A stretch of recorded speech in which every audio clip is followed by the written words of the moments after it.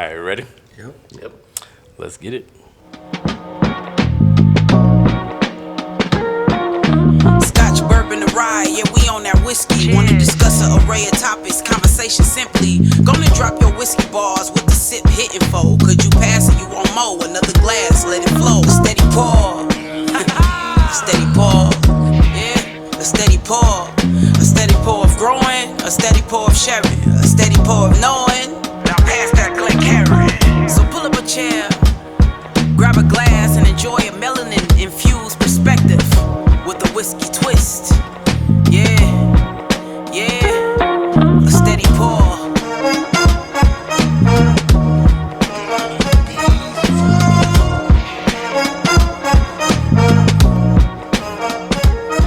Say BBR. Say BBR. Welcome to another episode of the Steady Pour Podcast. I'm your poor coach, Drew. Calvin. Tony, what's up? And we out in the streets again, live. The streets. Here. I love how you always say live. I do. You never actually mean I meant to say that like we're like here in the mix in the streets. Such a stickler. On the that, scene. You gotta let it go. I gotta let it go. We're live. Yeah, you're right. On the scene of Black Bourbon Run 5. So you know we had to pull up Paul, Black Bourbon Maverick. That's the architect. The architect. The architect. Yeah. Thank you. To recap everything that transpired here. I mean, we definitely had to do it now before we, because we're exhausted. Right. Oh, yeah. Right. It's been a run. And it's still fresh on my brain. So we had to do this now and pull Paul up to the mic and talk about it, man, because we had a dope time. And we didn't want to leave anything out. Once again. Yes. Absolutely. Yes. It was, for us, it was 3, 4, now it's 5. So we got 3 in a row. That's it. 3 in a row. Okay. Love the support. Absolutely, That's man. kind of dope. Yeah. Yeah. Welcome back to the show, Paul. Thank you.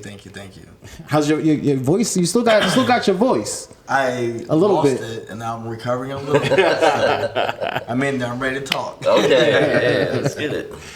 Yeah. So, but pull up that mic closer. Yes, sir. Get up in there. Look at me like Barry White, huh? Hey. That's right. Yeah. There we go. Okay. All right. So, off the rip, man, the anticipation for BBR5 was there because everybody wanted to know. All right, wait, where's the itinerary? Right. Wait, hold on a second. Wait. I know you probably got a lot of text messages and messages on the side, like, and he kept saying, "Y'all gonna find out. Just wait. Exactly. Show up. Be in the group me. You'll find out. Exactly. It's one of those things where there's multiple reasons why I want to do that. Mm-hmm. Part of it was, I'm a Gemini. Kanye West is a Gemini. Like sometimes we just do things a little differently, I wanted to keep the mystique and intrigue of what are we going, what are we doing, when are we gonna do it? Mm-hmm. Let's be honest. I did send out an initial itinerary. I feel like it didn't change too much from it. Okay. We had a basic idea of what we was going to do. A couple additions. The additions are always going to come from It's always going to be a surprise. Anyone who's been a BBR is going to know that I'm going to add some stuff. Right. Mm-hmm. So. You did send what they call it, like those preliminary agenda. So we did have somewhat of an idea. Guideline. Right. But at the same time, I know we were trying. We had our own selfish reasons. We were trying to figure out when we could schedule a recording here and there, in between and so forth. But we should have known. Yeah. Zero breaks. But I think we worked it out though. We did. We did the best we could. Yeah. But Tom was like, "Yeah." Paul said we gotta wait, and I was like, "Well." So we gotta wait. I was like, you know what? He certainly earned our trust. Yeah. Right? You know what I mean? Like we know we gotta wait. We gotta wait. Exactly. Wait. Yeah. So first off the rip, when we arrived, it was Watch Hill proper, Right. which is a place that was in BBR3. Yep. So we were familiar with and excited to go back. In fact, we recorded there actually, right? And so it was the first time we ever recorded on location. It's actually true. Wow, I didn't think about that. Oh, yeah. It's the first time we had to set up at the mobile setup. Kind of random. That's true. Yeah. Wow. It worked out. Yeah. That's what's up. And so we got there, and that was sort of like the opening where everyone got there. sort of what would you call that? We called it the happy hour. It was like a happy hour. So we had like a welcome Meet gift and box, greet. right? So everyone got their nice little VIP card, got a Z-Biotic shot for later on because we definitely needed this. Oh my God! All Got the some shit. vitamin Yes. patches to help with recovery. Everyone got their jacket patch for the 5th anniversary. So I wanted to do something a little special, a little different from what we've done in the past. Yeah, Nice. I mean that was dope. Getting the card, it was like a gold Amex. You know what I mean? Like with the QR code on it. I was like, okay, okay. And sure enough, the detailed itinerary was right there. I'm like, okay, I like that. That was a And nice it's an touch. active itinerary. Exactly. It was kind of Sticks to cool. the Yeah, jam. it was kind of cool because like using a dynamic QR code, I could set something in there right now, add some stuff Update it. later, update it without necessarily ruining the QR code. Yeah. Right. It was funny because the company I was working with to create the cards, when we first had the QR code, it was like completely blank, and so they're testing that like after they made the card and the QR code's on it that it works, and they're like, hey sir, like we just want to make sure like we scan the QR code and it's blank. I'm like, it was blank on purpose right now, but I'll update it later. Yeah. And then we got the itinerary, and then I think this was an addition, or maybe I didn't see it on there before, but it was the first thing in the morning on Sunday morning there was the tour. Yeah. So It was a day hard two- hat tour. Yeah. So day two. Oh yeah. Okay. Day two was a bonus add-on, so we got a chance to a few days right before BBR. I got in contact with Will Hardy, who's the owner of Trail Hotel, which is coming soon. Nice. Also owner of Liam Ash, and so we had a really good conversation. And he was telling me about like the vision of the new hotel that's going to be opening in Bardstown, Kentucky, next year. And he just like, hey, you got 40 plus people coming from out of state. He fell in love with that vision. And he was like, well, I got a hotel that can host 40 something plus people. So let me give y'all a hard hat tour, give you the vision. And I was down with it. And so, like as many times people ask for itinerary, things like that always happens. And so I tried to wait as much as I can to give you the full details, but that was something that like wasn't planned, popped up, and that's why you saw like as a bonus add-on experience. And let me tell you why it's important. You gotta look at the itinerary. I know there's a lot of trust involved, but you have to look at the itinerary because I didn't, and I didn't know why we were going to what looked like an abandoned hotel. We definitely Pulling up, I was pulled like, in. whoa, what is? Wait, Am I supposed to be here? exactly. But then when we And then we started pulling around back. I'm like, the building it must be in the back. It must be in the back. No, So it that used to was be a very historic like motel in Bardstown, and so obviously they're trying to revamp it, but there are certain parts of it trying to be more historic, of showing this is the history. This is kind of like things what people are used to who've been in Bardstown for a super long time, but obviously they're trying to modernize and put their own touch to it. So it was kind of dope to. You see what it used to be, obviously, because they're still doing construction. But now when you go to the other side, you saw what they're trying to go to for the next I level. can't wait to see what it's like. And I think he said it got the designation of a historic site. So I Yes, think there's yeah. so much that they could do to it anyway. Update it. Yeah. And so I'm definitely looking forward to that because, I had to ask him, like, in order for me to come out there as frequently as I wanted to after sharing all the stuff that was going to happen there, I was like, yo, you're going to have a kids club? I need to find a place to put the kids. The young Exactly. Where can I leave I need my a kids? jungle gym. Kids go over there so I can drink.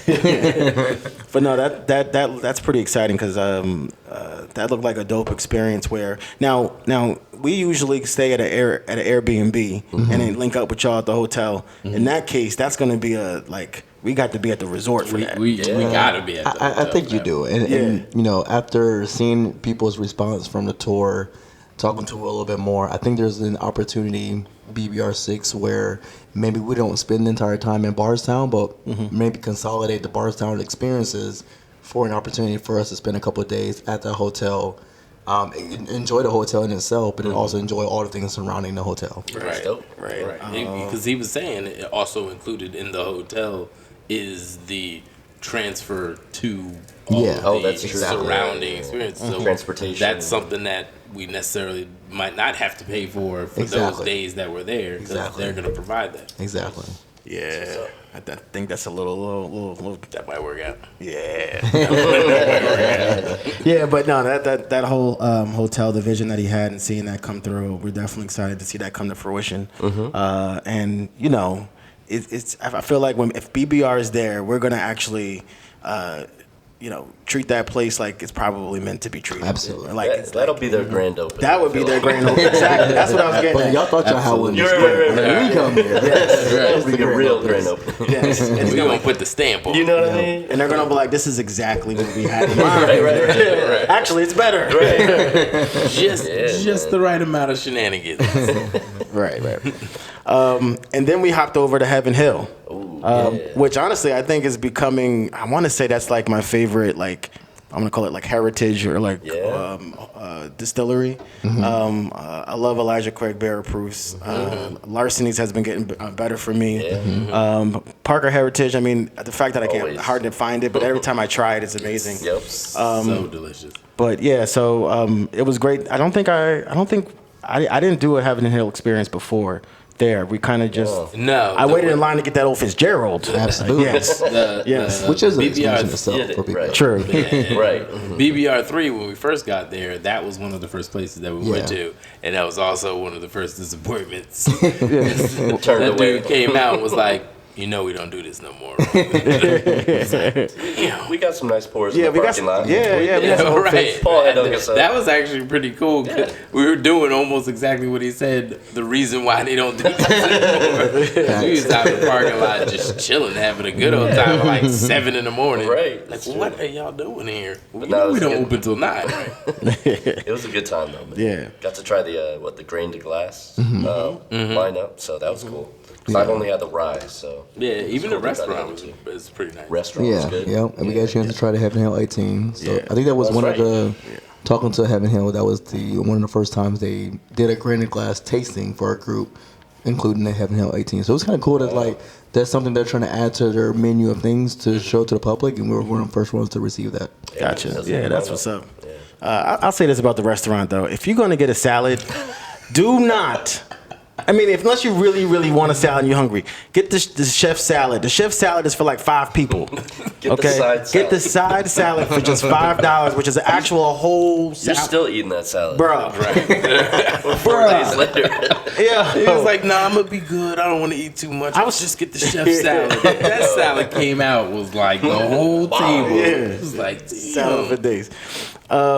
And then we did skip over something though. So at the end of that day though was our second bottle share. So the first day was a bottle share. Yep. We did weeded. Weeded, yeah. Right, we did weeded, and then this the blending the challenge. blending challenge. Yeah. Oh yes. I can't wait till people which see I got that. 6th place in. Yeah, I want people to see that when you drop that to see what happened with. Yeah, I don't even want to say what happened. Yeah, we won't even say what It's happened.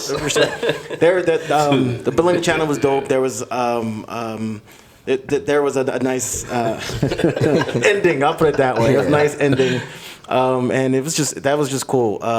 And I think I did the first one, and I was like, all right, I want to watch and learn this time. So I think I came last time, Hey, but someone else said they came last. You got last? But someone else told me they got last. I'm like, no, I got last. But then I was like, all right. You're battling over who got I know, last. right? And that's when I stopped, and I was like, Okay. you know what? I'll let you have it. But nah, There was some heat at that bottle share too, though. I think I won in the real. There's heat in every single bottle. Didn't the old that rip, bottle old, share. old rip 10 came Old out Rip on that? 10. So yeah, I brought Old Rip 10 as a Yeah. the bourbon. So I was like, brought, I'm like, this is how we starting out. All right. yeah. I mean, it's called. I mean, there's different bottle shares, and usually the Right. last one was called Themed. Utopia. Right.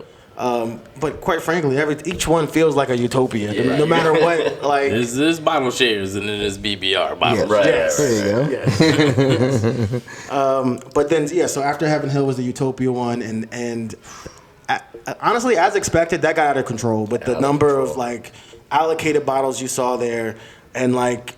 We learned that you got to do quarter pours. If you're trying to taste all these things, you got to do quarter pours. You can't, yeah. And drink plenty of water. Yes. So much Plenty fun. of water. Yes, and that was a dope time. So there was allocate bottles, and then there were even surprising like single barrels that were just like Yeah.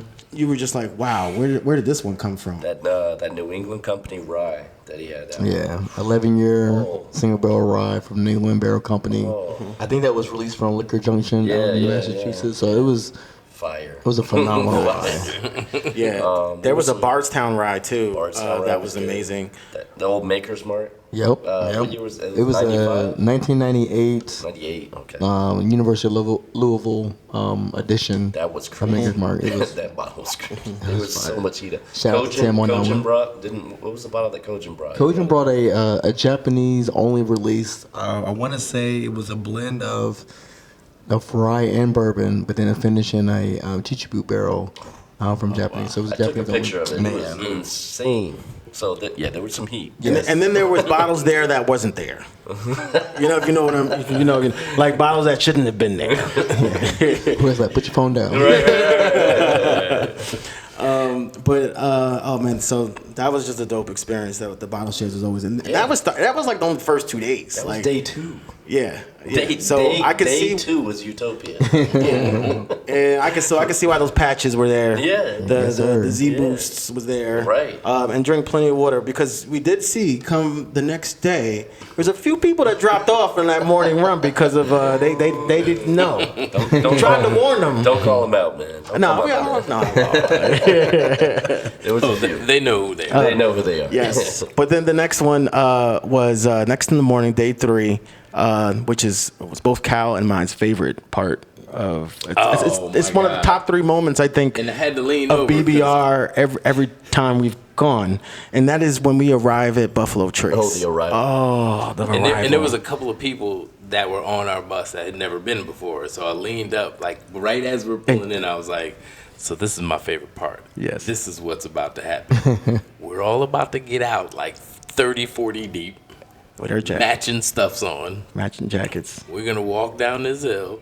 We're going to look over at this line of all these white folks that been waiting in line to get in this joint. And we just going to slide right past them. And they're all going to have this look like, where these niggas going? Like, this is some bullshit. But like 60 years ago, they was okay with separate lines. Now they don't want a separate line. They don't mind a separate line as long as they the ones working. Man, the fact that we called it out, we anticipated, and it was still exactly like felt that. even better. It felt so good. Yeah, and then someone was with us who's never been a part of it or never been a part of BBR before, and we told him, he was like, "Yeah, that was really good. That felt really good. That felt real. That felt really real all right. So yeah, but then going to Buffalo Trace is always a great time. Yep. Gotta see Freddie. Oh man, you gotta see, Gotta see Freddie, man. Yeah. That's and hearing him talk about what BBR means to the industry, how he feels a part of the family. Hey, but wait, Freddie got a coat, man.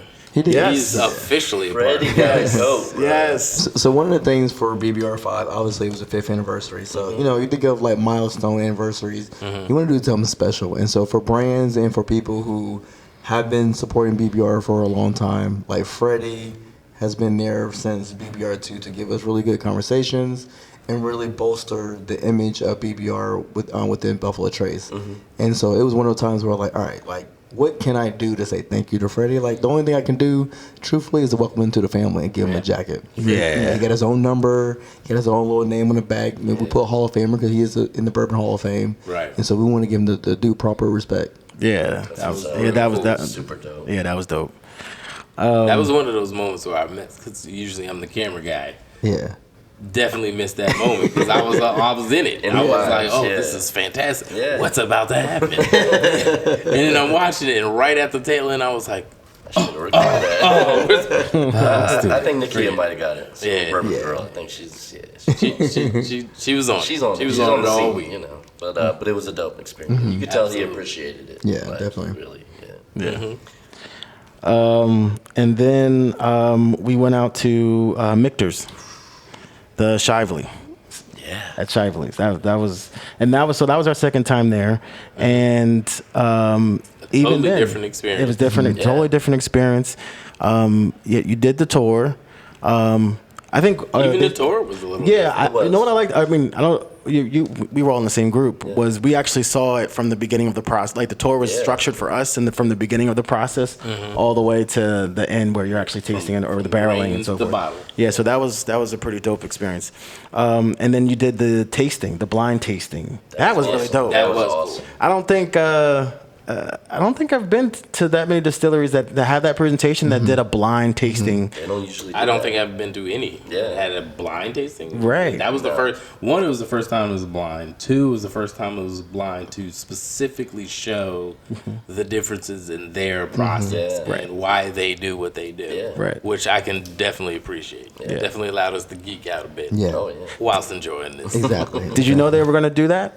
Yeah, so I knew there were some things that, they told me, like, hey, we're going to give a new experience. Because one of the things about BBR is there are core brands and locations that we always want to go to every year. But, I always tell them, like, hey, the challenge is we want to keep coming, but we want to make sure it's different so that someone who's been at BBR 2, 3, 4, and 5, when they come to 6, it's not like, all right, I'm getting bored with this or I'm not paying attention. And so it had to be something different. I mean, yes, last year we loved the Michter's 20-year tasting. Did we? But what we experienced was something that only one other group has ever experienced at Michter's at Shively. Wow. And it's not like there's a whole bunch of people that go to Shively anyway. Right. Because it's not really open to the public. Exactly. So, like, we tasted some things that highlight their process, but, like, let's not forget, we tasted a 140 proof Michter's rye. Right. Bro. Which no one will ever do. For those who are listening to this podcast, go raise your hand or show me the bottle that's 140 proof Michter's rye that you tasted. Right. Facts. Right. So Facts. that was crazy when that reveal happened. I was like, what? Say that again. And then something dope happened at the end of that too. Who else was welcomed into the BBR5 family after that? So we had Dan McKee, Master Distiller Michter's, and we had Andrea Wilson, who's Master of Maturation.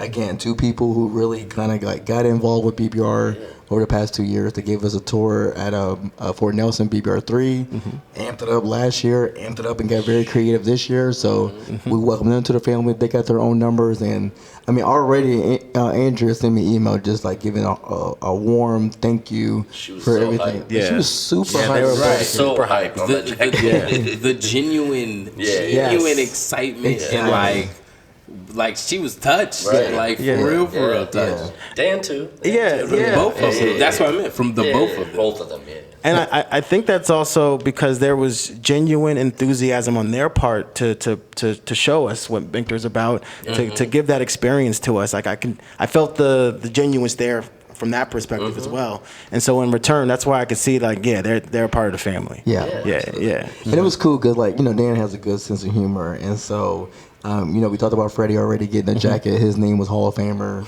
Andrew's Hall of Famer. Joe, who's part of, who runs Michter's, is in the Hall of Fame.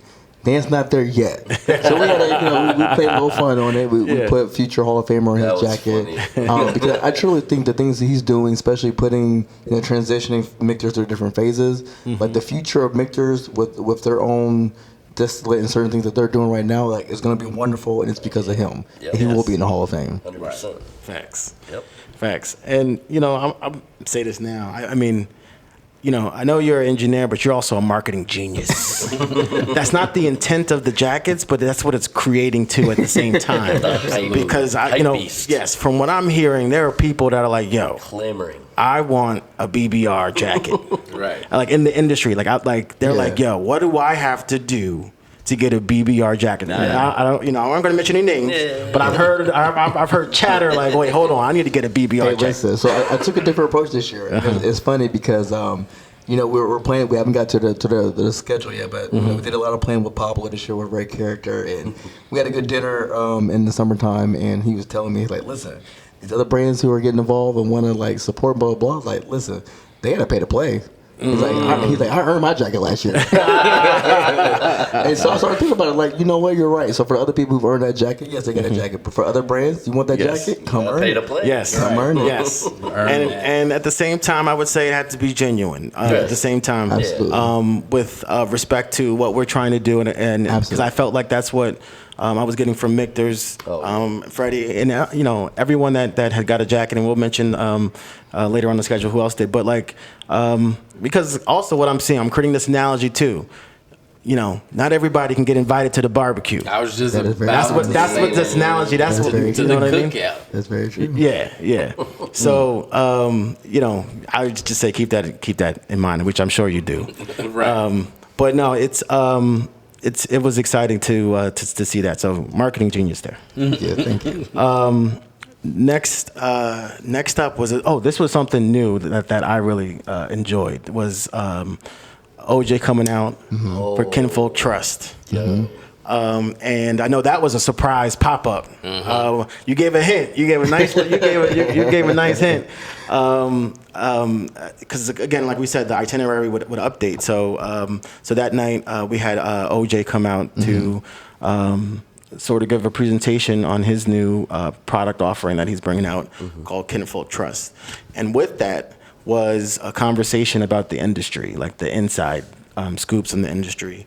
From his perspective, and also just giving us knowledge on everything what it takes to understand the different systems that are involved and things that you have to navigate while you're trying to create your own product. I thought that was amazing, and that was like something that I think I knew.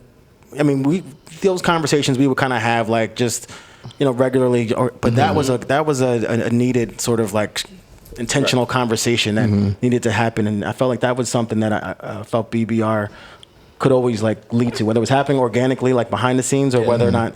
But that was dope. I thought that was great to highlight. Yeah, it was cool because we go to places, we get good whiskey education.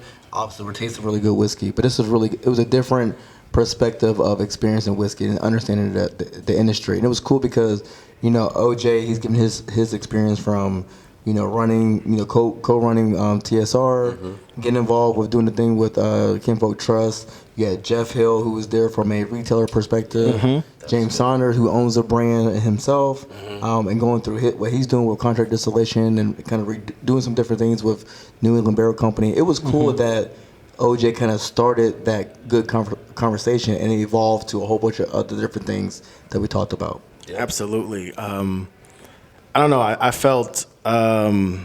Yes, it was genuine, but I felt like also the support in the room too. Yeah. Like you said, coming from different perspectives in the industry, I felt the understanding of his perspective too, because like we didn't know, we don't really know the ins and outs, but hearing the ins and outs and then understanding, okay, like why certain things take as long as they have taken to get to where he is. Yeah. Even though he's been doing this for a while, even though he has a background in whatever he needs, he has the proper credentials, and it still takes these hurdles to get over along the way. And some of these people, like, they internalize some of those challenges that they have to deal with, which I understand that could be very difficult, and they don't really have like an outlet to just inform and educate, but to kind of get it off your chest. Like, like Jeff talked about some of the challenges he has with being a retailer, and like me and him have conversations, but it's not like I go run off and tell other people what's going on because I know he confides in me. And so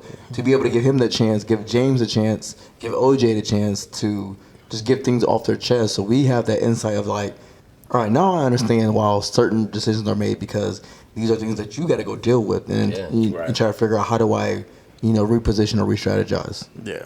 I had a couple people come up to me and say, like BBR is a great experience. You go around, you bottle shares, you drink it with everybody, but like that conversation was super dope because it's like it's a lot more than that. Yeah, you get that other side, and also like we kind of talked about like where we want to move forward to, right? Like how to support each other, how to like create a network.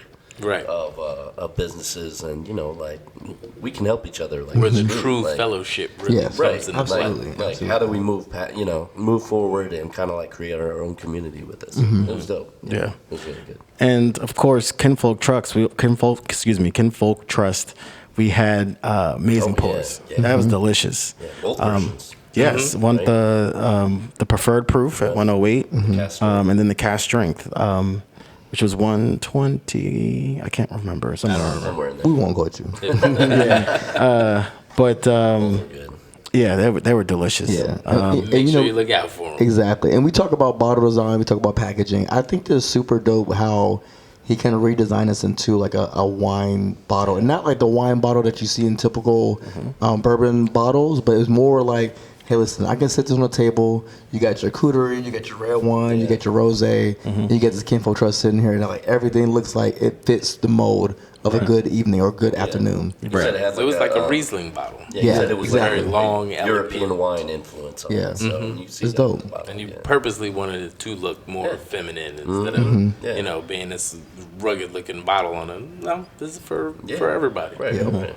It's dope. Yeah, shout out to OJ. If you know, when you're hearing this, if you haven't already, go to Taste Select Repeat and definitely cop that Kinfolk Trust. Yeah. Yes, sir. Yeah, both of them. Absolutely. And so then, of course, you know, even after, you know, the events in there, they're like after hour happy hours, whatever you want to call them. They're like, you know, there's just BBR. No, not after dark, but like, you know what I mean? Like, it's like That after dark. Chill, bro. Right. I don't know what you were doing. I don't know where you were. He must have been a pizza. Chill, bro. it continues, and we went over to Neat. And we had a dope antique flight. Right? It was a Heaven Hill. So it was a pre-fire Heaven Hill flight. Pre-fire Heaven Hill, yeah. Yep. So that was one of the things. Again, it's one of the things where Neat always somehow ends up being like one of the last few things that I plan for BBR, and I think it's because Craig and his team is like very flexible on supporting us and doing what we want to do. And so it was 2 days before BBR. I was like, hey, Craig, listen, here's the itinerary. Here's when we're available. What can we do that's different from what we've done in the past? So we've done tasting Jim Beam from now through the 60s. We've tasted Old Granddad now from the 70s. And I wanted to do a different spin. And so what we wanted to do is do a pre-fire Heaven Hill flight. We were going to Heaven Hill. We did our blending challenge was Heaven Hill products. So it kind of fit the mold and the theme of what we wanted to do. And he was fully supportive, gave us a nice discount with the flight, walked us through the three different products, which was super dope. And you know, it was a late night happy hour, so it was like an hour before they were closing. They closed at 12 o'clock. We were still ripping and running, talking with them at 12:45. Yeah, it was a good time, man. Yeah. I think they were. It was like a 1990, a 96, and a 93. Yeah, there was a 1993 Anderson Club. Yeah. There was a 1986, I think Bourbon Hill, and then there was another one that was a 15-year 101. So really good products. Yeah. It was everything that was, so I know there was a 93, a 86, and I think a 90. Nice. Let me take some. Okay. And then, so that was just the first 3 days. All right. We still got days to go. That was 3 days. Oh. So now we're on day 4. And I think this was the start of day 4 was a dope experience. And I'm glad you gave us some time to recuperate and get there, because this was a brunch hosted by Pablo. Yeah, well, I gotta say before this starts, I saw DA Bourbon Hunter was like, "Yeah, we about to do something crazy," and I was like, "What are you talking about?" You know, because I saw Mr. Tubbs, Pablo. I'm like, okay, you know, it's gonna be a rare character thing. And I'm like, what are you talking about? He's like, get ready to run. And I was like, what? And then, I mean, crazy. Yes. Great craziness. So when we pulled up, you saw Pablo getting ready. He had the gift bags already sort of out there on display with the dope graffiti. Was he like a graffiti artist at some point? Yeah, so when he was, he grew up in Queens. Columbia, teenager in Columbia, but he moved to Queens eventually.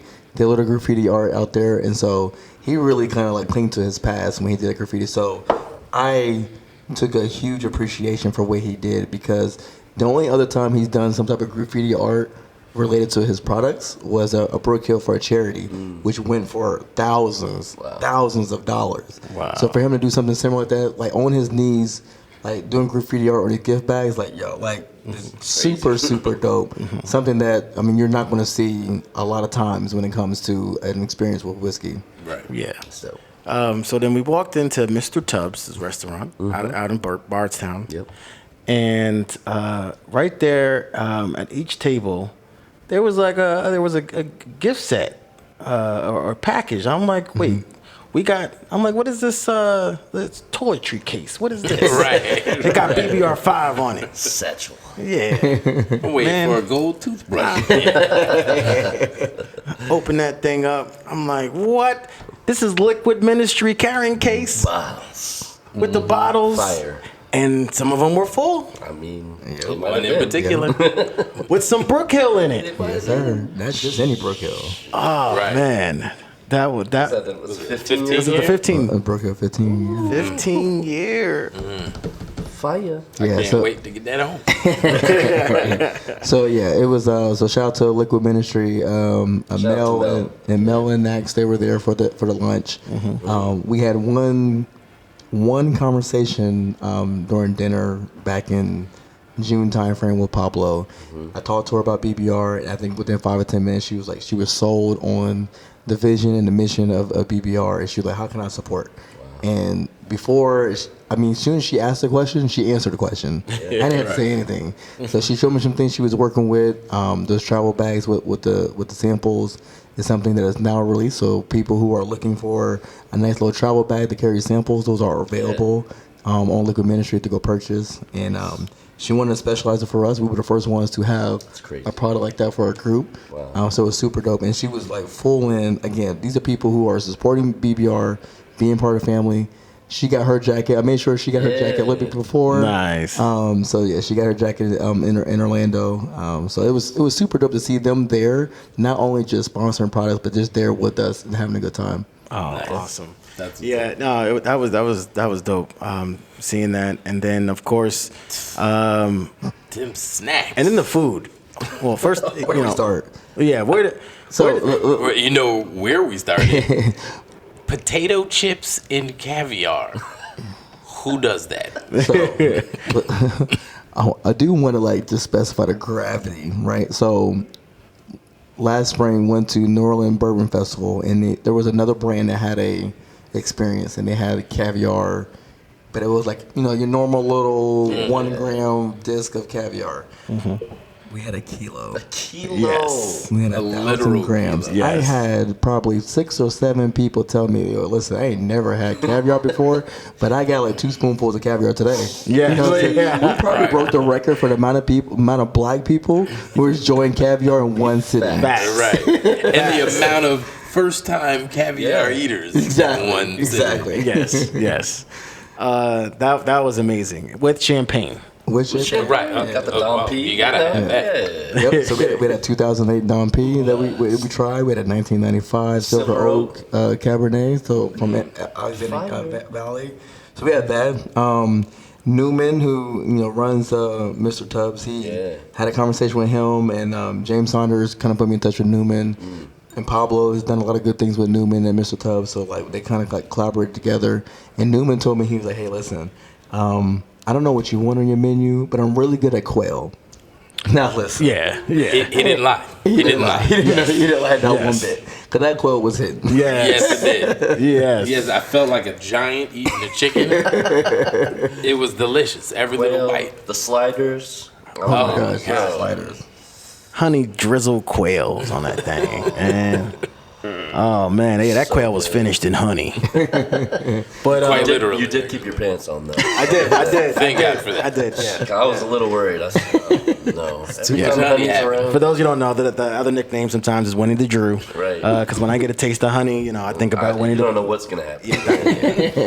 But yeah. So and then what else? Oh, and then there was what is that? Oh, I can't even pronounce it. See, that's another thing. What was that? Oh, the blondies? No. At the end? No, something before that. It was like some type of sea Sea urchin. urchin. Sea urchin. Sea urchin. See, it was crazy. Bro, yeah, sea urchin. Now, for a lot of people who don't necessarily or are not used to seafood like that, especially sushi, it was probably not going to be your thing. I was happy to see that most people at least tried the sea urchin. Yep. I enjoyed the sea urchin. That rocked. Me too. But I also enjoy sushi like that. So, it was definitely an acquired taste. Again, But exactly. How many times you go to a whiskey event and you're trying sea urchin? That's kind of crazy, right? right. after the caviar. Exactly. After the caviar. And quail. Right. Yeah. and this was all had prior to, or maybe during, while we were having Brook Hill pours by Rare Character. Yeah. Like that, like and Fortuna 8 Summers Old was the first time I had it, and Batch 2. Which is limited release. Which is not released yet. So, like, keep in mind, like, the 8 years old Fortuna Barrel Proof is not necessarily released. Wait, was right I allowed to say? Oh yeah, we were allowed. Am I allowed to say? Yeah, we were allowed to say. At the time, it wasn't released yet. Okay. And then at the time, Batch 2 wasn't released yet for the limited release. We had more.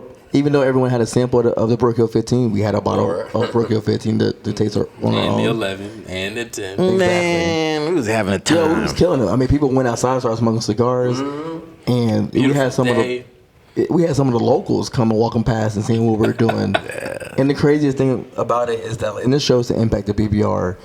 We had one gentleman walking down the street, and he was like, "Hey, I need to talk to Paul." And I was like, "What do we do?" So I'm about to call the police on us. We're done.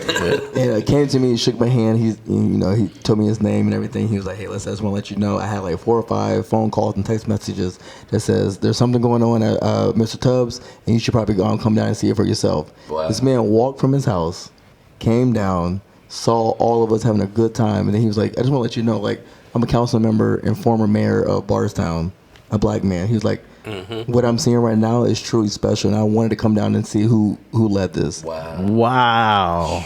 And it's not just me who brings this about. It's all you guys who came, had a good time, very respectful, enjoying whiskey how everyone should enjoy whiskey. And you got the council member coming down, stepping out his house. That's awesome. Exactly. Wow. That is awesome. Wow. Super dope. Definitely got his card before. We had a really good time there. We dropped a lot of whiskey bars with folks there too. A lot of whiskey bars. Yeah, and Don't sleep on that dessert though. Yeah, Thanks. y'all want to keep driving past this dessert like it was a Blondie was hitting. rock. Oh my god, it was delicious. I had at least 3 of them. Because it was so good. Yeah. That's what's up. Shout out to Mr. Tubbs, and also shout out to Pablo for throwing an amazing event. Yep. Because then we also left with some goodie bags, like in the BBR5 graffiti art bag that he had. We had some Rare Character picks that were in there. And then of course, then we had the Liquid Ministry bag. So we did not leave empty-handed. No. And so that capped it off. It was like, what else? What's next? What else is there? I was ready to go home after that. I was like, yeah, that was dope. But that was again, it was only day 4. That was the beginning of day 4. Because then we hopped over to Old Louisville. And we had a pick your own bottle, and he laid out 6. Maybe some got maybe 7 or 8, depending on where you were in the Rick House. And that was a dope experience too. Super dope. I think we were all still like excited about Mr. Tubbs and Rick Harrigan. We went there, then we got to pick some barrels. Man, that was a good time. And it's hard to follow that up. And it is. Yeah. It did to the point where we almost forgot about what just happened. Exactly. And we're in there. And the cool thing I like about a lot of these experiences is seeing the people behind the experiences and how much passion they have for what it is they do and how they do it. That was really cool. And then it's always cool to literally just see the barrels displayed out in front of us of what we are about to try. Yeah, exactly. And it's one of those things where during BBR4, we had Trey Wade who led us through a blue run pick with all 40 plus of us trying that and picking one. And it was cool because it was like down to the last second. We were kind of like 50-50. One broke the tie to win that barrel. And so this year, it's a challenge to always give everyone an opportunity to do a barrel pick. I recognize that that's something that everyone wants to do. It's very exciting. It is a great experience. And so being able to do something a little different where we go to Old Louisville and we have six different things that we can try, you can pick. But now you're picking like your own. If you thought that barrel 1 or barrel 6 was your favorite, all right, we'll go bottle it. Like now you got your own single barrel that you chose. Right. I think it's a different dynamic on the private selection experience. Right. Absolutely. It's having the camaraderie of doing the barrel pick with a group. Exactly. But getting your choice for your bottle. Like you thought barrel 2 was good, someone else didn't, like, fuck you, I'm still gonna bottle barrel 2. Right. Exactly. I take that barrel 2. Exactly. Yeah, I think barrel 6 got a lot of love, Barrel 6, and well deserved. Mm-hmm. I think that was actually my number 2, and I just couldn't get past the barrel number 2. Mm-hmm. Like that was for me. That was that hit my sweet spot. Nice. And like you said, everybody got a chance to pick different barrels. I think there was like one barrel. Well. Barrel 1, and then I think there was actually a barrel 7 too. Like I said, There was a barrel 8. There was 8. We actually legitimately got to choose between 8 different. Yeah, barrels. one of them. Yeah, it did. Yeah. 9, but we're not gonna speak. Right. Phones down. We'll talk about that. Yeah. But no, shout out to Amin. Like he opened his doors to us. We were running late, and he just continued to welcome us. I mean, that man knows his stuff when it comes to barrels, when it comes to maturation, when it comes to different mash bills, and to see like him kind of geek out for a little bit on all 6 barrels, it was kind of dope to see that, because you get people from the big brands, they've been doing this for a long time, they got out a lot of like, here's the sheets of things I'm supposed to go say, and then trained to go say it. Amin was speaking from the heart, the things that he was talking about for Old Louisville. Yeah, Very passionate guy. Like you can tell, like he's really into the industry and like into the craft. right. Right. Yeah. Right. You always gotta love people like that. And we got our bottles like the next day, right? Yeah. I mean, he had them like. Well, here's the thing: is like technically, we would have had them immediately if we wasn't on a run. Yeah, Exactly. exactly. So everyone got a chance to select their own barrel. We ran off to a bourbon bar crawl, which we'll get here in a minute. But while we're doing that, Amin like stayed back and he bottled every one single bottle while we were doing our run. So at the end of the bar crawl, he had his truck full of all of our bottles and transferred to me. So like that man. Nice. Again, it go back to brands who support you and doing the extra stuff that people don't necessarily see behind the scenes. Yes. Shout out to them, Old Louisville. Yep. That was dope. That was our first time there. Yeah. Definitely looking forward to going back. So that was super dope. But as you were saying, again, that was still only we're still on day 4. That was still in the middle. We're still in the afternoon. And then we're still not done. We went from a brunch, Brook Hill Pours, to Old Louisville to pick a barrel. Several. So, yes. And then we're going to start a bar crawl.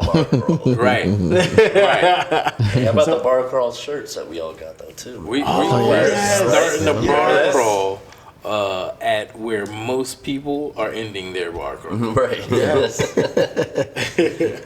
And so we had the BBR5 bar crawl shirts, and then we went over to Rabbit Hole. Mm-hmm. You're not gonna say what the back of that shirt said? What did it say, Cal? Because I know, It says, sometimes you gotta run before you crawl. Fire. That's a bar. Yes. So that was a BBR5 exclusive shirt. Yeah, okay. Yeah. So shout out to everyone that got one of those. I'm definitely gonna be rocking that. Thanks for calling it out, Cal. That was a dope shirt. First of all, all of your shirts actually, the quality of your T-shirts. I'm just going to say that I really enjoy wearing those. Thank you. So I had to look at the manufacturer. I'm like, hold on, I'm about to start ordering from them. Stay poor. You gotta get in there. Yeah. Then we went to Rabbit Hole Distillery where we went to the bar there. They gave us a pour of, and forgive me, right, because this is the third place we went to with pours. I don't remember what was poured. So it was the Rabbit Hole Derringer Founders Collection. Yes. And so they have the Derringer, which is wheated bourbon that's finished in a sherry cask. And so this was the Founders Collection, so it had a little bit more age to it. So last year, in the midst of getting ready for the Blue Run Gala, I got a chance to stop by Rabbit Hole and just wanted to see like what they got going on. Is this something that we want to see in future BBRs? They had their bar open. They gave me a pour, and I was very impressed. Nice. Rabbit Hole is one of the brands that sometimes get lost in the fold. Everyone does certain things that are super exciting. They're pushing a lot of marketing. Rabbit Hole probably doesn't necessarily do all of that, but there are some good products. And so what I wanted to do is start the run where everyone's there, get a chance to enjoy some of their premium products, because there are a good brand that are pushing out some stuff that people should start recognizing. Okay. Nice. Yeah. So again, that was our first time there. Yeah. So that was cool. And then there were several other bars after that. I want to give them all their shout outs. That was 7 Cocktails. And then, of course, it was the infamous Evergreen. Evergreen, yes. I mean, quite frankly, Evergreen gets a visit, I felt like, throughout the BBR5, right. Before, during, after. Everyone, you know what I mean? Like, it was one of the first stops we ever had. That's true. In the original that we came on, driving in. First we time didn't even in make it to Kentucky. Louisville yet. Oh, I heard about Evergreen. There's one over there. Yeah, we got so excited we went to the wrong Evergreen. We did. We did go to the Like, where everybody at? Still had pours there. And then like, all right, or there's We'll another meet you one. there in a couple days. And that was, again, day 4. Day 4. That was day Still 4. got We're another day. not done yet. Right. Day 5. We was ready. We were ready for this. We were prepared because we went there last year. And that was in the morning. That was Starlight Distillery. Yes, sir. We wanted to start the day with Starlight Distillery. That's like, true. I was like, all right, The ultimate run. yes, Yeah. yes. I was trying to warn everybody. I'm like, just Tone did. pace He was like, yourself. pace yourself. You're gonna get this. Just be careful when you get in the brick houses. 'cause Yes, there's gonna be so can much get to crazy. try. There's gonna be so much to try, and so shout out to Andrew, Starlight, for hosting us. He gave us the tour. Also, shout out to Ricky. Yes, yes. Both of them ended the tour in the Rick House where you're supposed to be, and trying all the different barrels. And then it was, I think he had some select barrels that he wanted to try, but then after that he was like, "Which barrel you want to try? Which one?" Yeah, You let me know. They got whatever combination of barrel and or product you could think of. Yeah. They probably have. Oh, big facts, yeah. And there were some good barrels that Ricky's been kind of holding on to that we got a chance to try. And a lot of people didn't know, but like Ricky, that was her day off. Wow. And she came in on her day off to host us because she knew we were coming. Nice. And I want to say it probably for the 10th time on here. These are brands that support us and do the extra mile to make sure that we have premium experiences. And those are the people that we need to support, going back. 100%. yes, absolutely. Absolutely. We also would have Andrew on the pod. We're big fans of Starlight, so shout out to them. Absolutely. Oh, and I was just going to say, we got to do the bottle your own experience. Yes, too, yep. which is Oh, yeah. Pretty new. I almost forgot about that. Yeah, so that was pretty cool too, getting to walk up, similar to like what Nickter's does and things like that. But at a discounted price from what you would normally do at another distillery. So that was super dope. Exactly. I think it was 7 year. Yeah, it was 7-year bourbon. I think it was 117 proof. Okay. Yeah, really good. Yeah, really Got to good. try it before we bottled it. Yep. And then Andrew made sure, like, after everyone, got their bottle and all that type of stuff, we're walking back up to go check out, and he filled us another bottle and made sure, because he heard about, like, the Liquid Ministry sample bottles that we had. He was like, hey, listen, I'm going to fill this up. Go put these in the sample bottle so people get a chance to try this, just in case they don't want to open up their bottle that they have. It's a special experience with us, and maybe they don't want to open up the bottle. Right. But now they got a sample that they can go drink and still enjoy it. Yeah, And that's what's up. Yeah. super dope. Yep. And so I'm actually a little bit bummed because, they tell you how to align your labels, front, back, and line it with the stars or whatever. So I'm like, okay, what I'm gonna do is I'm gonna put the front and the back kind of side by side, put the star in the middle, so that way I have a blank spot for them to sign. Totally forgot to get them to sign. I was Too much drinking. Oh man, I got home. I was You did. You were unpacking like, stuff, and I was like, "Damn it! I knew I forgot something." But that's all right. I'm gonna send it to him. There you go. yeah, I'm sure he'll sign it. He'll sign it. Then we went over to Bardstown Bourbon Co. Oh yeah, that was dope. Where James. Yes, where we had an experience there with New England Barrel Co. Yep. With James, shout out to him. Again, learning about his company, but also continuing the conversation from when we had with OJ Kinfolk Trust. Yeah. Learning about the industry, about the what barriers might exist. to entry into the business, and learning about the importance of learning every aspect of the industry, and knowing what you know and knowing what you don't know. That's kind of what I remember getting out of it, and leaning on other people's expertise to help you through the process, and then of course having some great whiskey.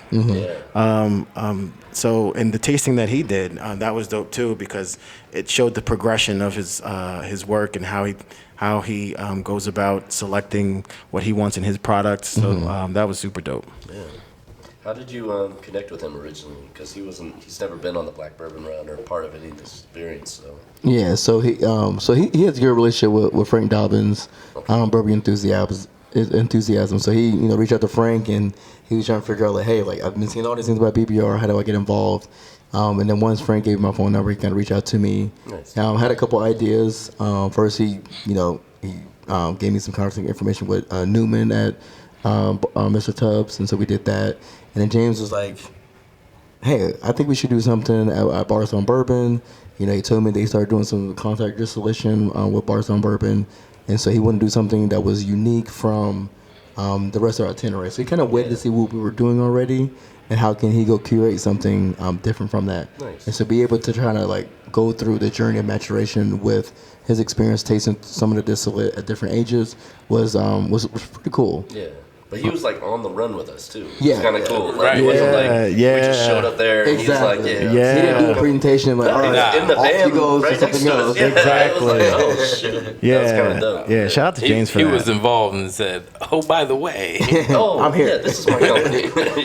Yeah, I think I saw him. I met him first at the bottle share, the first bottle share, and I'm walking around with pour, just whatever. I'm like, wait a minute, is that?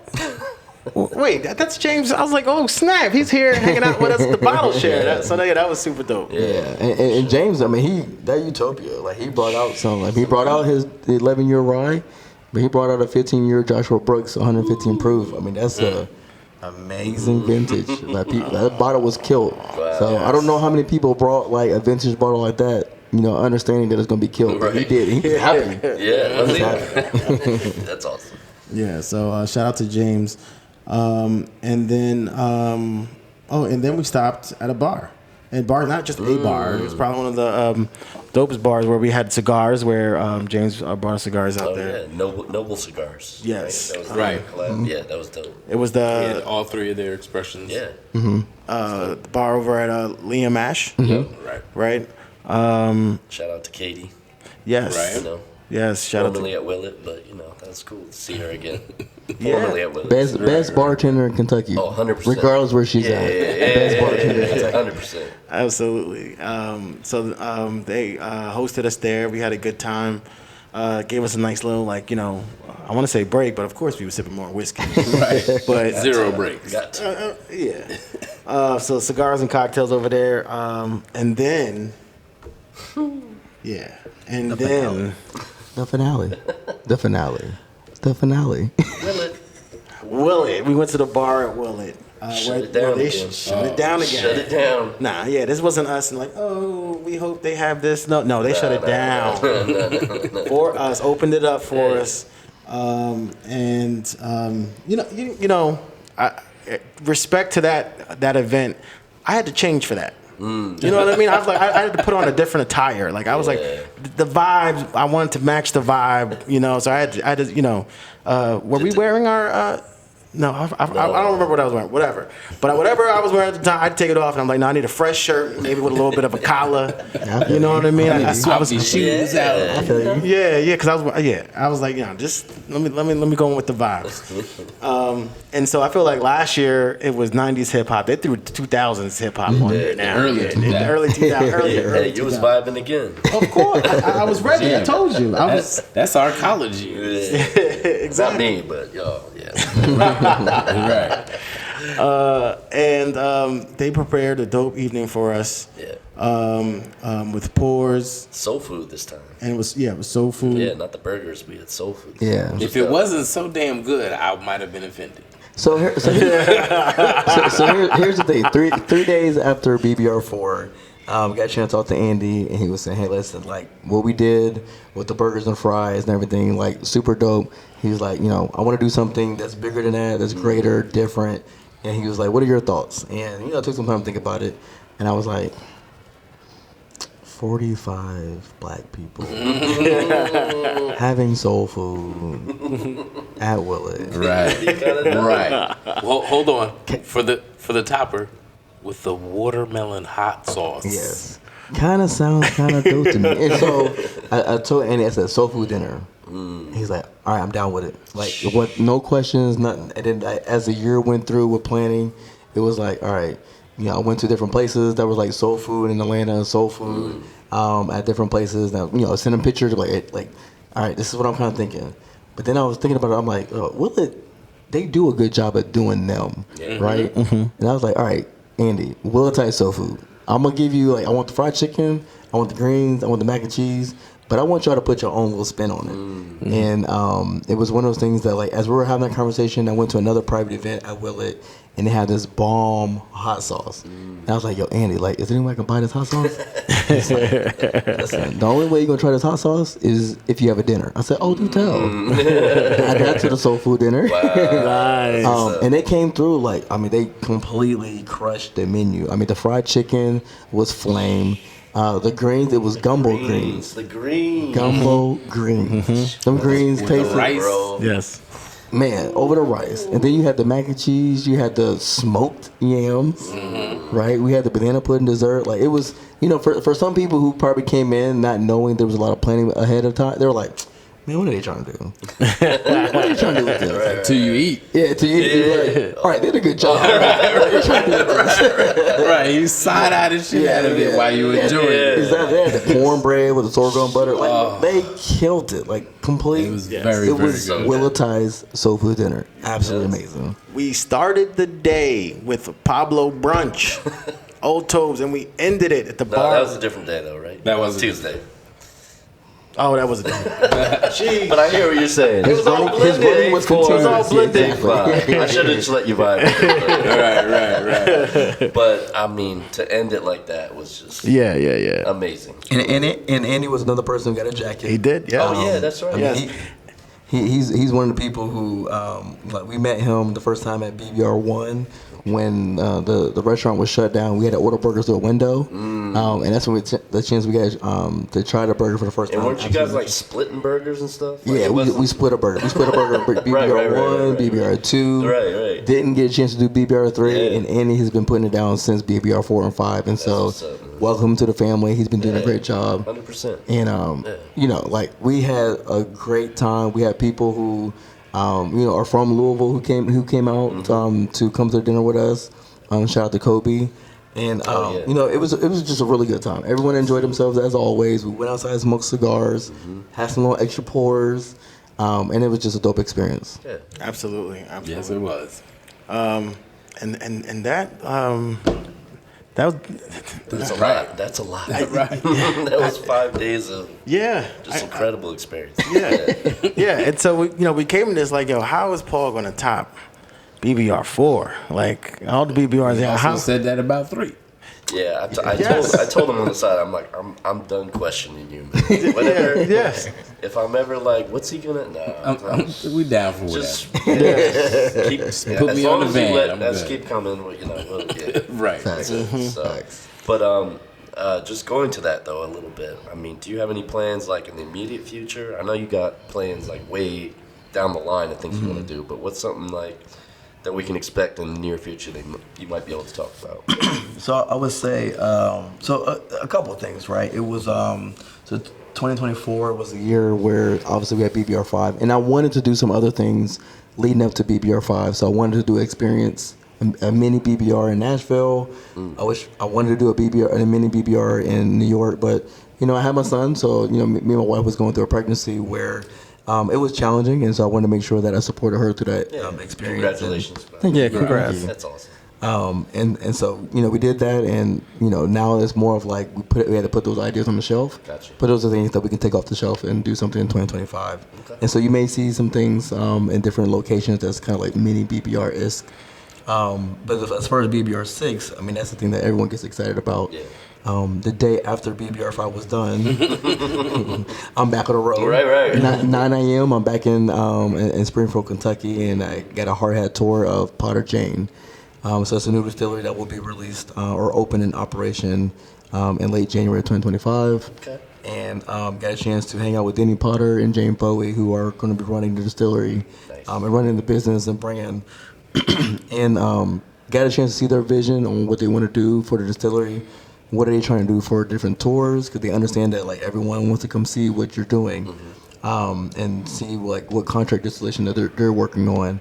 And they were, supportive of BBR coming there. And so they were so supportive. They're like, hey, listen, we'll give you a hard hat tour. We only do this for people who are investors or business people or are potential contract vendors. And we weren't that, right? We were just consumers. And so they gave us that experience. And so that's something that's going to be on BBR6. We were going to go see Potter Jane. They're going to be operational. We'll see what they're doing because it's part of the connection of they're close to Bardstown. And so if we're going to stay at the Trail Hotel, we're going to be in Bardstown. We're going to go check out Potter Jane. All right. Nice. Might as well. Exactly. That's dope, man. That is awesome. Yeah. Right. Yeah. For me now, when it comes to ending the year, there's where I look at it, there's BBR, there's Thanksgiving, then Christmas. It's like that's how It's one of the national holidays. Yeah, that's how I look at it. It's like it's a How holiday. you plan the end of the year. Yeah. And then the rest of the holidays. That's it. Exactly. Wow, that's awesome, man. But no, And then January rolls around and you're like, what's going on with that BBR? Vacation time. Right. I gotta play this out. Right. yeah. But Paul, no, thank you for creating this experience for all of us, our black bourbon enthusiasts, or just bourbon enthusiasts in general, to come out to Kentucky. Because just to recap again, like for us, I'm still remembering when we were like nervous or hesitant about coming out to Kentucky, not knowing what to expect. Yep. And this event brought us out there.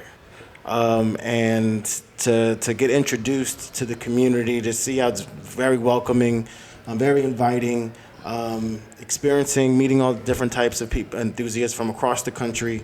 It's just an amazing time. So I appreciate you having your vision and actually pulling through and executing it. Yeah. Absolutely. Thank you. I mean, it's one of those things that's always been, and I'm sure I said this plenty of times, but understanding that I have really good relationships and good networks, I wanted to utilize those to give, our people a really good experience. Like there are other things that are going on with respect to bourbon and whiskey around the calendar, and everyone has FOMO. Like, man, I wish I was there. Ticket price is crazy, but I wish I could be there for that. But or just the wrong week, whatever it may be, right? Maybe you just don't have like the close connection to get the private invite. But for 5 days, BBR was that FOMO for a lot of people that were not there. And I wanted us to feel like everyone that was there was VIP. Yep. I mean, I'm going to go back to Pablo. Like, Pablo made sure that everyone that was in that room felt VIP. There was no one more important than the person who was enjoying time with Pablo. Yep. Right. And that's how I want everyone to feel at BBR5, BBR6, and whatever BBR experience that you see in the future.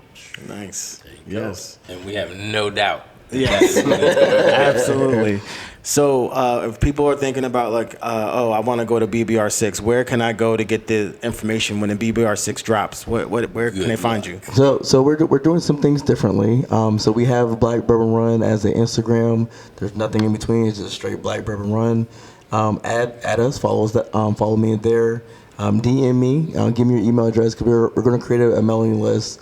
Because there were some people who kind of reach out to me and just with planning and other things that I do for my own personal bourbon page, some things get lost in the fold. I don't recognize that, and so now we're gonna have a mailing list. So as more information come out, we'll be able to send that to people. Now, people who've been to BBR are obviously gonna get priority for any experiences in the future, and I'll keep it that way for sure. Yeah.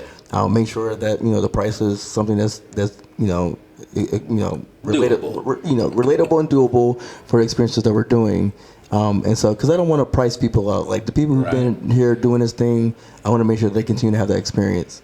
And then, when we have other little pop-up experiences, we'll make sure that people are aware of that. So that's something that's closer to your home.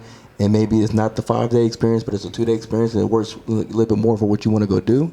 We'll have those experiences for you. Awesome. Nice. Awesome. Well, yeah. Well, again, Paul, thanks again. And I mean, that's a wrap for BBR5. Yes, sir. With the architect. Again. Yeah. We did it. Yes, you did it. So thanks for listening. Definitely reach out to Paul and Black Bourbon Run. And we'll see y'all next time on Steady Pour Podcast. Deuces. Peace.